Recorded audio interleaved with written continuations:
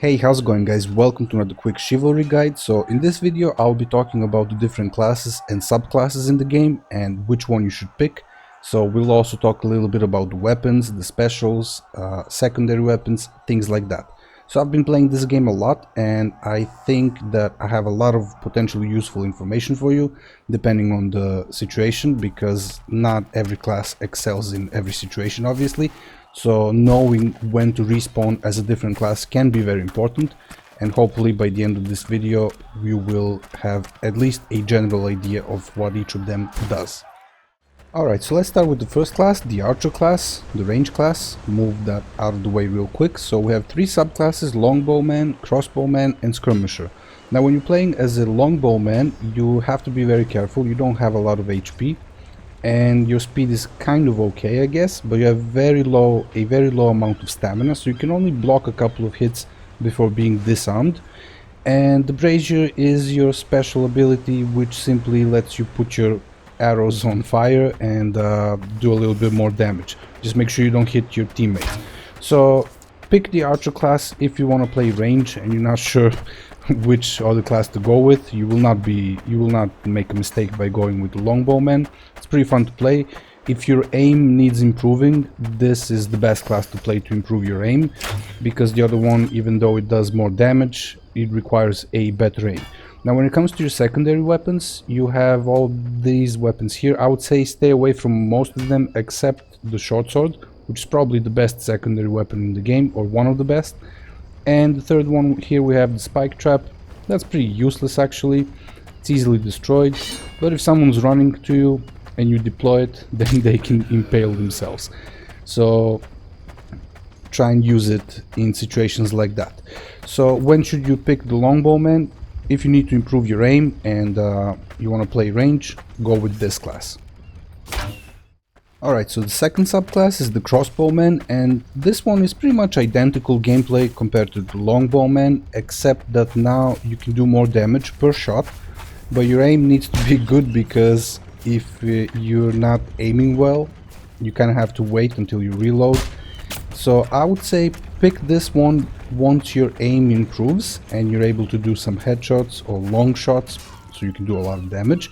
Now, another difference when it comes to the crossbowman is that you also have a banner as your special, and this simply allows you to plant a banner, preferably at a strategic location, to heal a bunch of your teammates, so that can be very useful.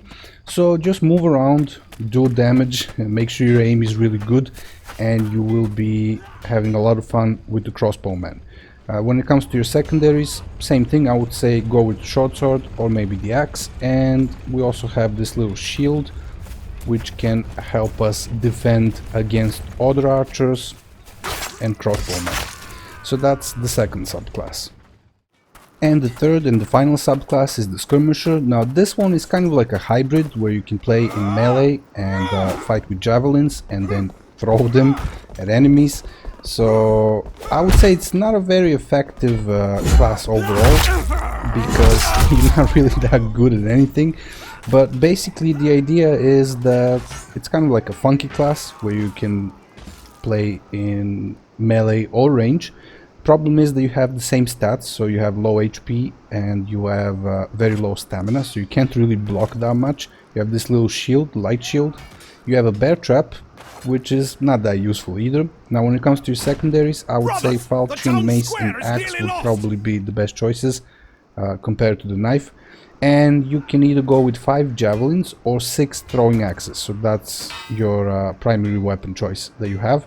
And you also have a quiver, which will restock all ammo, your special ability, leaping strike, but you also have ammo boxes on the map, so it's not that useful, but it can be.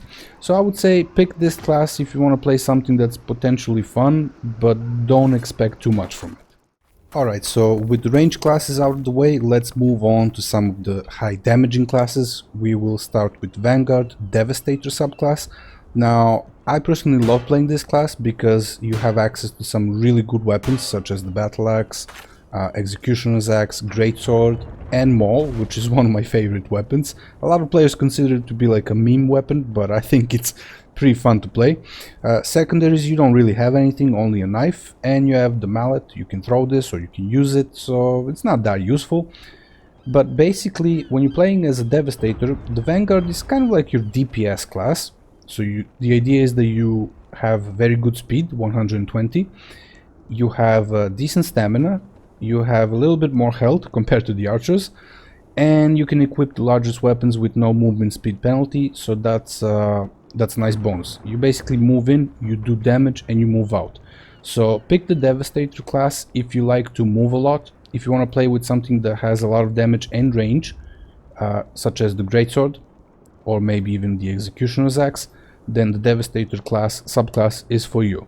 So, like I said, pick this if you want to do a lot of damage, move in, move out, and that type of a gameplay style.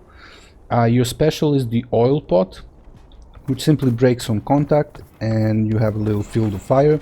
Can be useful in certain situations and choke points. You can throw it behind enemies if they're retreating.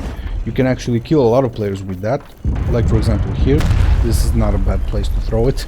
Once you have to defend it, or if you're trying to take it and there's a lot of enemies, just put that whole area on fire and you should do well. So that's the Devastator class, a very good overall DPS class. Alright, so the next class is the Raider class. Now this is also a DPS class, kind of like the Devastator. The only difference here is that you have two primary weapons, so you have no small secondaries. Actually, you do have a little knife, but it's kind of useless. You have a trumpet, which will allow you to heal allies who are close to you. And you have same stats, so when should you pick the Raider class? If you want to specialize and have two different primary weapons, if you want to practice with both of them, then the Raider class is for you. So this allows you to kind of specialize when it comes to killing other knights, or maybe have a Master Sword. If you want to play a DPS class with movement speed and you want access to the Master Sword, then you definitely need the Raider class. So that's when you should pick it.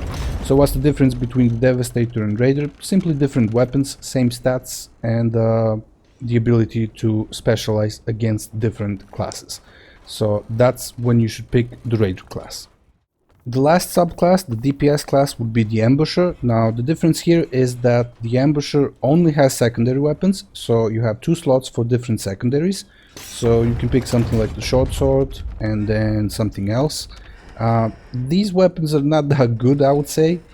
The class overall is not that good, but people play it because you have throwing knives and you get 7 of them. So you can just keep throwing them and they do a nice amount of damage. So if you want to duel someone and then move out to do a little bit of range, then this is the class for you. That's when you should pick it. Other than that, you also have the quiver to restock your ammo, leaping strike, and special attack kills, charge the item. So that's about it for the Ambusher class. I would say it's probably the one that I played the least, along with the skirmisher, but it can be fun. Alright, so for the next class we have the Footman class, and the first subclass would be the Poleman. Now, Poleman is basically crowd control. This means that you have access to the longest range weapons in the game, for example the halberd, which I believe is the longest ranged weapon in the game. Secondary weapons, again I would say go with the short sword, and then you have the spike trap, kind of like archers do, so nothing special there. But you also have a bandage kit, so you're a medic. And you simply throw it on the ground, pick it up, you can heal yourself or some allies, whoever you prefer. You have some blunt weapons like the pole hammer, then you have a spear and a glaive. All of these weapons are good. I would say probably go with the halberd and then do some sweeping strikes. So it can be very useful if you have, let's say we have a bunch of people fighting around here and you just want to sweep through everyone, kind of keep enemies at bay. This is when you should play the Poleman class. Alright, the next subclass on our list is Man-at-Arms, and this is kind of like a hybrid between a tank and a DPS. You are going to play with a one-handed weapon, which can be a sword, Morningstar, falchion, one-handed spear, and this can be very nasty. On the next patch I think this is going to get disabled so that they can rework the animations a little bit. Secondary weapons, we have some nice weapons here as well, mace, short sword and axe. And then we have a medium shield, which can tank a little bit, but not too much. But the idea is that you're also fast, so you move faster with a one-handed weapon. You can dodge, 50% reduced dash cooldown, and you also have the bandage kit, so all of these are medics basically, just the playstyle changes. You have sprint charge, significant damage while rushing forward, so all of that is fine. Now, when should you play this class? Well, if you want something that's kind of like really good in duels and kind of like a hit and run playstyle with a little bit of tanking capability, then play the Man at Arms subclass. So that's it for this one. Let's move on to the next. And the last subclass on the list is Field Engineer, and this is a very interesting class. I think it needs some serious buffing, but the idea behind this class is that you can construct a lot of stuff, you can deploy a lot of stuff, for example barricades, bear traps, spike traps, and that's pretty good. You have some healing bonuses when you revive teammates. You have 100% bonus damage to breakables, which is okay, but nothing special. And you're vulnerable in direct combat because you don't really have a secondary weapon. You have your traps and spike traps. So the main weapons, you have a sledgehammer, shovel, and pickaxe, and all three of these are actually not that bad. They're very viable. You can kill good players with them easily. But the problem is, once you get disarmed, because we have lower stamina and you have no secondary weapons, you will be in trouble. So when should you play this class? I don't really know. You can play it anytime you want to. I would say on certain maps when there's a lot of stuff that needs to be destroyed, and maybe when you're defending someone in those last stages of certain maps, then you can deploy some traps. So in those scenarios it can be a useful class, but most of the time it's going to be underpowered, so I really hope that they rework and buff up this class, because it is one of the more interesting ones. So that's the Field Engineer and the last class, subclass of the Footman class. Okay, so now we are moving on to the last set of classes, the Knight class. Now this is a very interesting class, or subclasses, because I actually tend to play this one the most. This is kind of like a DPS tank in one, so you sacrifice a little bit of movement speed, and you don't really have that much stamina, so you kind of need to know how to counter and manage your stamina. But you have increased health, and this means that against other weapons, like for example messers or swords, anything that doesn't have a chop or a blunt damage bonus, people will be required to hit you a couple of more times to kill you, because you are very tanky. But you also have to be careful, because there are some weapons, like for example the two-handed maul, which has maximum damage plus 50% damage bonus to knights. This can be very dangerous, so you kind of have to understand how weapons function in this game, because if someone is playing a weapon that counters you, then they will kill you faster even though you have more hit points. So this can be a little bit misleading, because like for example the maul, someone who's fighting, let's say I'm fighting a raider, I might actually need to hit him a couple of more times to kill him than I would kill a knight, even though the knight has more hit points. So that's what I'm trying to say. You gotta know how each weapon functions and what each weapon is good for.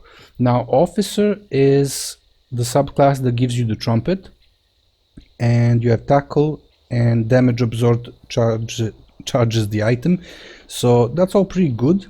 The main difference between the officer and the Crusader would be in the weapons that they have and the special. Otherwise it's pretty much the same thing. Now secondaries, you have a sword, axe, mace, all three of them are great. You have throwing knives, so if you want to mess around with throwing knives, play the officer subclass.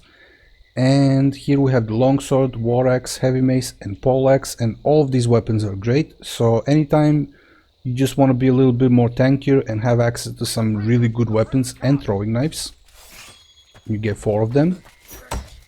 That's when you should play the officer subclass.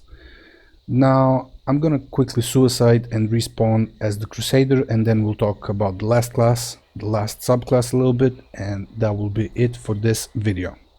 Alright, so like I just said, the difference between Crusader and Officer is the special ability and the weapons that they have access to. So everything else is identical. I would say Crusader is pretty much the same thing. pick Crusader if there's a certain weapon that you want to play with. Like for example, I like to play with the Messer Sword, so that's why I picked Crusader more often. But I also like the longsword, so whenever I want to play with the longsword or maybe a war axe, then I'll go with the officer. Now Crusader, like I said, those weapons that do extra damage to knights applies to all three of these subclasses.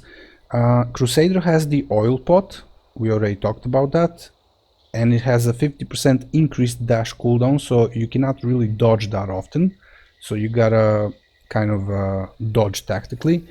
But as a Crusader you also get throwing axes, and the secondary weapons we have axe, falchion and morningstar. Now here we have executioner's axe, two-handed hammer and battle axe. All of these weapons are great, so no issues there. This subclass is very well balanced, one of the best.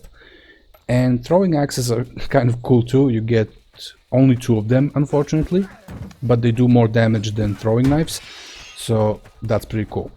So as I said, when should you play Crusader and Officer? Anytime you want to play with a two-handed weapon and be very tanky, I would say go with either of these two. So let's take a look at the last one.